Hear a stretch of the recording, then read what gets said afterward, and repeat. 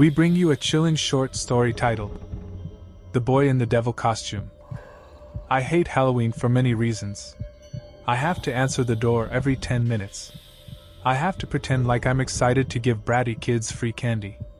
I have to stay inside, because driving on a road filled with crazy, running children gives me panic attacks.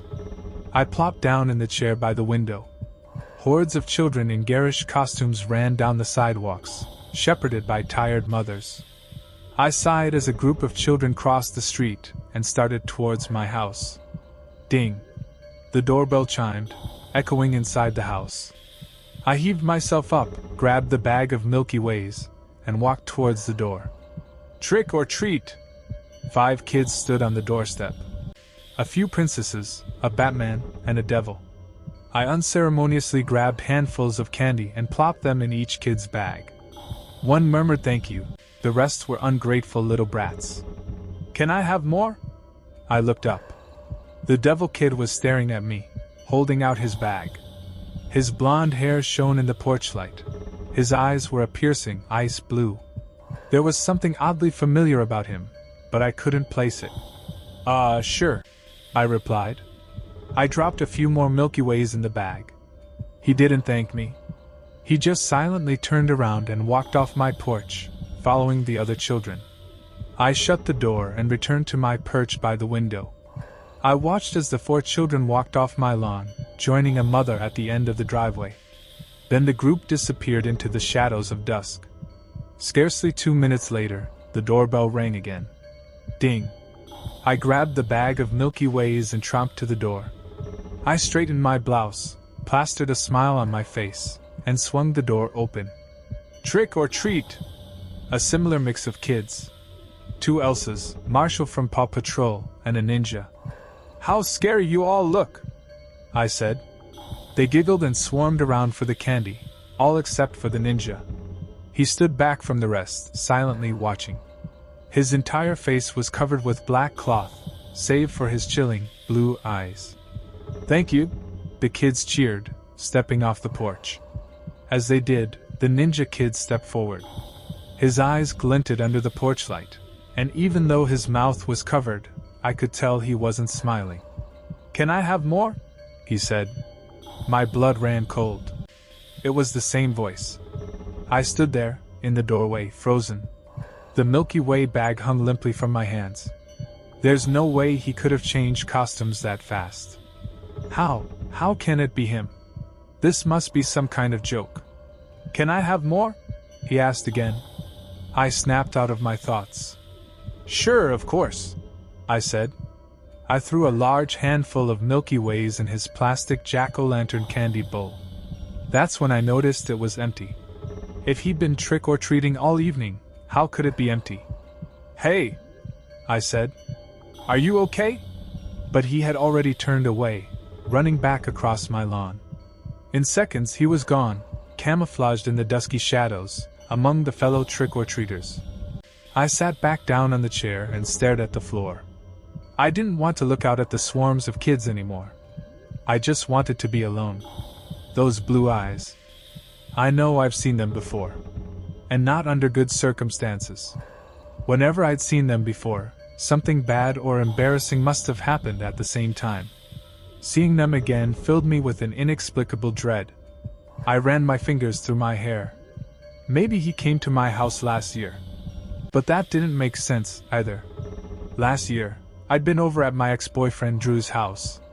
We'd gotten into a terrible fight that lasted for hours, and I'd left late. I hadn't handed out a single piece of candy. Tap. My head jolted up. Tap tap. Through my own reflection in the glass, in the dark shadows of dusk, I could make out something. A pair of blue eyes. I jumped back with a terrified shriek. Then I grabbed the cord and pulled.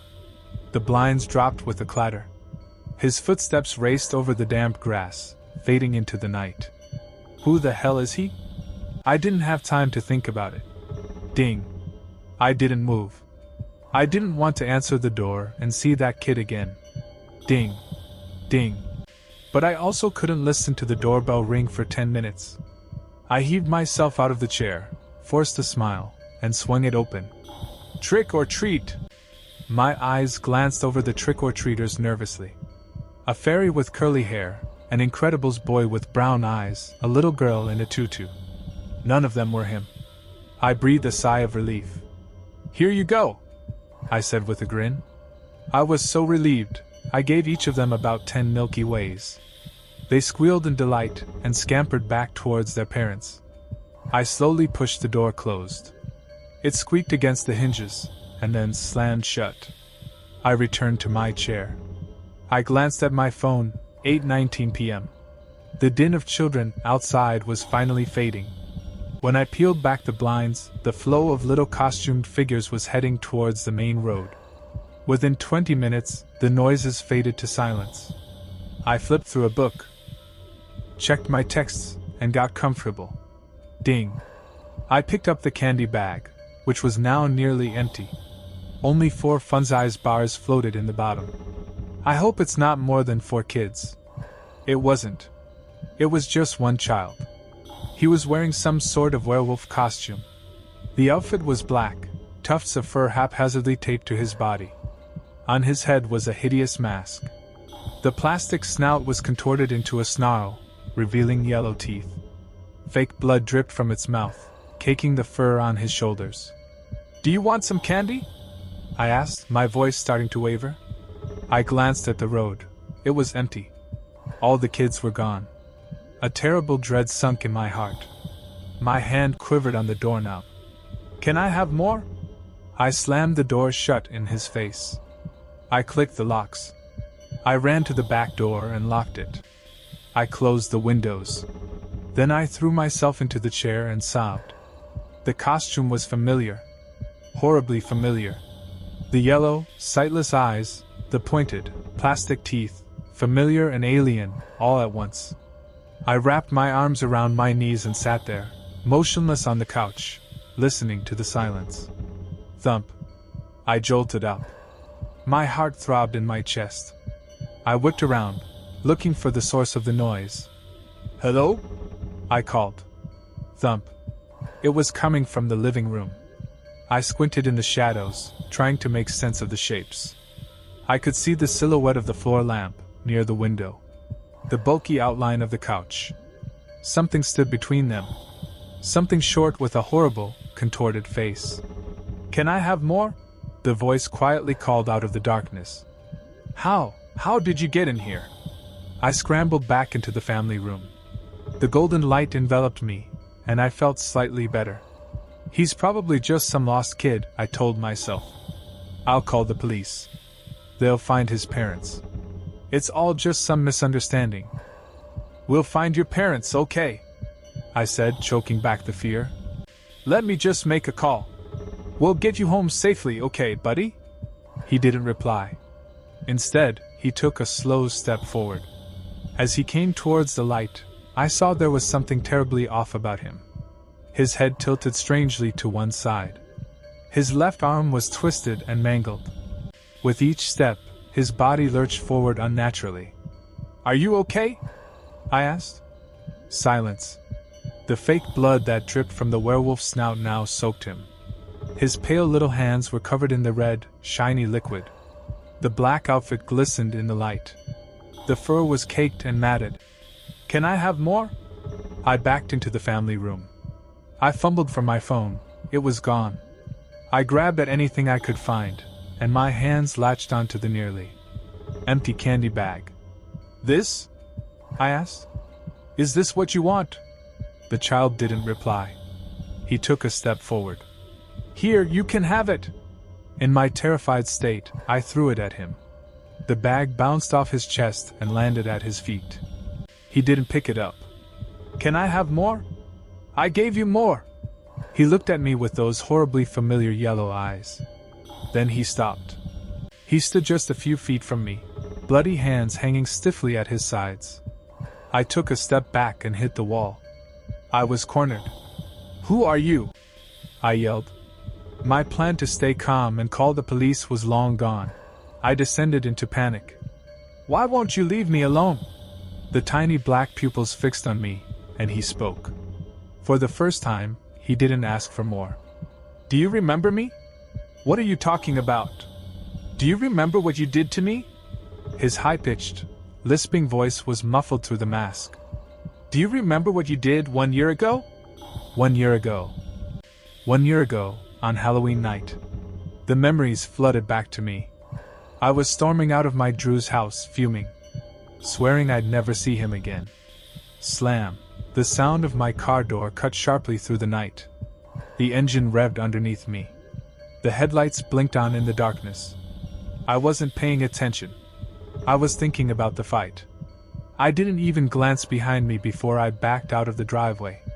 And even if I had, I never would have seen him. The black werewolf costume rendered him nearly invisible in the darkness. When I ran out of the car and saw the broken, mangled body of a little boy in a werewolf costume, and ripped the mask off, to see his lifeless blue eyes staring back up at me. I didn't call the police. I didn't call for help. I panicked. I got back into the car, drove over the grass, and peeled out of the neighborhood before anyone could see what I'd done. Do you remember Eliza? The child cocked his head at an even greater angle, as he stared at me through the mask. Do you remember now? I do. I choked through sobs. I'm so sorry. I didn't mean to. I was upset. I wasn't paying attention. Can I have more? I looked up. He'd taken off his mask. The left side of his head was crushed. Blood dripped down his face, staining his pale skin, caking his blonde hair. One ice blue eye was squashed deep into its socket. The other was perfectly intact. His neck was bent at a horribly unnatural angle. Can I have more? He asked. His lips parted to reveal shattered teeth, a scarred tongue. Can you have more what? I asked. Can I have more time? More time?